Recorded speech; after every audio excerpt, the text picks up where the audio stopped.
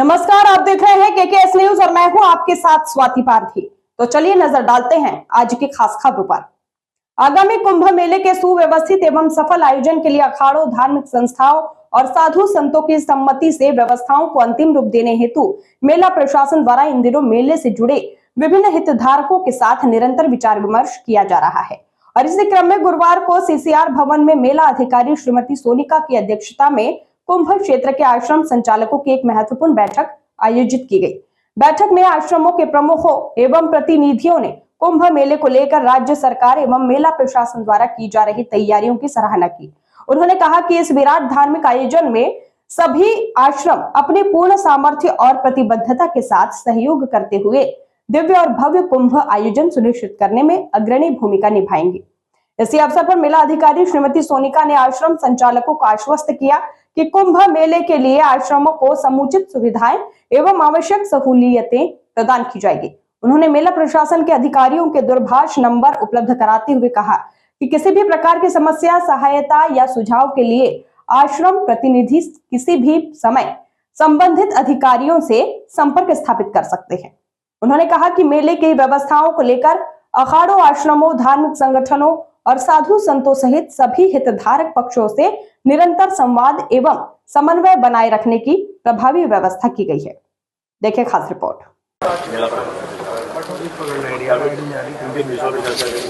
आज जो यहाँ चर्चा हुई है तो जो कुंभ रहता है उसमें दो पक्ष रहते हैं। एक तो बहुत बड़ा पक्ष हमारे अखाड़ों का होता है। अखाड़ों के लाखों लाख नागा आते हैं और अखाड़ों को बहुत बड़ी व्यवस्था उसकी करनी है। उन नागाओं के धुने लगते हैं, तनी लगती है, तो वो विषय अखाड़ों ने मेला प्रशासन के सामने रखा है। उसके अतिरिक्त जो संस्थाएं हैं, बड़े बड़े आश्रम हैं, वो कुंभ में बड़े बड़े शिविर लगाते हैं जहाँ हजारों हजारों लाखों लाखों लोग आकर रहते हैं। तो उनको जो कुंभ के दौरान समस्याएं आती हैं, बिजली की है, पानी की है और लैट्रिन बाथरूमों की है, तो वो सारी जो आती हैं वो आज रखी गई हैं समस्याएं, जो मेला प्रशासन ने बड़ी गंभीरता से उनको लिया है और किस प्रकार से उनका समाधान हो सकता है ये किया गया है। और आज क्योंकि बाकी स्थानों पर कुंभ ज़्यादातर शिविरों में लगता है, खुले में लगता है, हरिद्वार में सबके आश्रम हैं, तो आश्रम उसमें अखाड़ों से जुड़े लोग भी हैं और अखाड़े भी हैं। तो ये एक आग्रह किया गया है कि कुंभ मेला के दौरान जो 3 महीने का समय है, तो इस दौरान बिजली, पानी, हाउस टैक्स इन आश्रमों का भी माफ किया जाए।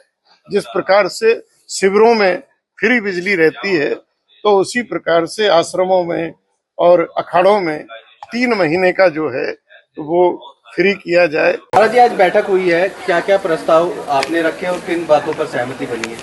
देखिए, हमारे हरिद्वार का जो स्थानधारी संत है, उन लोगों ने पूर्व में भी एक बैठक की थी और बहुत महत्वपूर्ण सुझाव संतों ने कुंभ को भव्य और दिव्य बनाने के लिए उस समय विचार विमर्श किया था।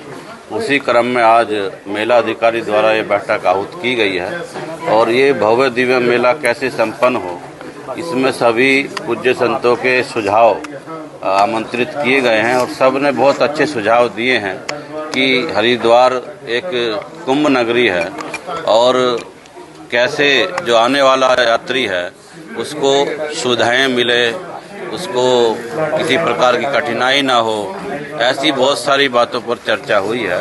बहुत ही अच्छा आयोजन कुंभ का हो, इसको लेकर सभी संतों ने अपने सुझाव रखे हैं और शासन प्रशासन इन सुझावों के साथ तालमेल करके ये 2027 का दिव्य और भव्य कुंभ आयोजित करेगा, ऐसी हम सब अपेक्षा कर रहे हैं। लेकिन जिस तरह बल की अगर हम लोग बात करें, नहीं, ये संख्या बल की बैठक नहीं थी, वो तो अखाड़ों के प्रतिनिधि जो आमंत्रित किए होंगे उनका तो वही बताएंगे।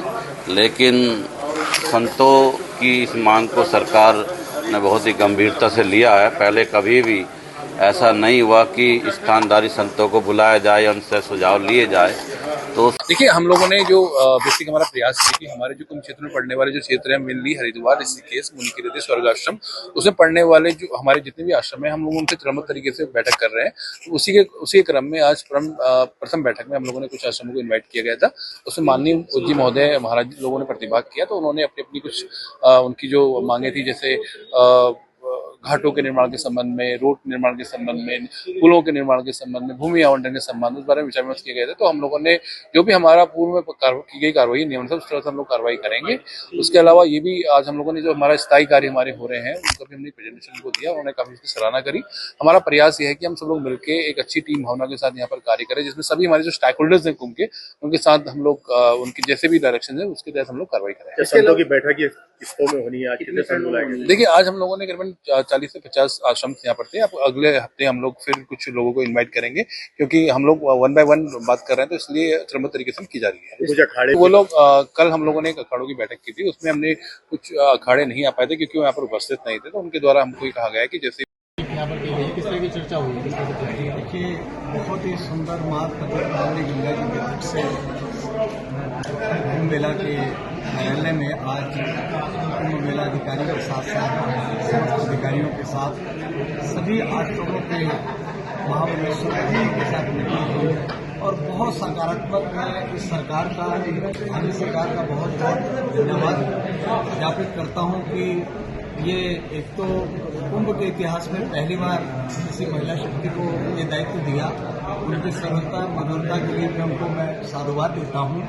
और आज उन्होंने जितने भी अस्थायी काम हो रहे हैं और जो भविष्य में काम होने वाले हैं उसको बहुत भली प्रकार से हम सब लोगों के समक्ष में रखा और आश्रमों में जो भी आवश्यकताएं हैं उनको मूलभूत आवश्यकताओं को उन्होंने अपना कलमबद्ध किया है और ये आश्वस्त ही नहीं किया। उन्होंने कहा कि जहां आवश्यकता होगी वहां पर हम आप साथ के खड़े हैं। तो हम सब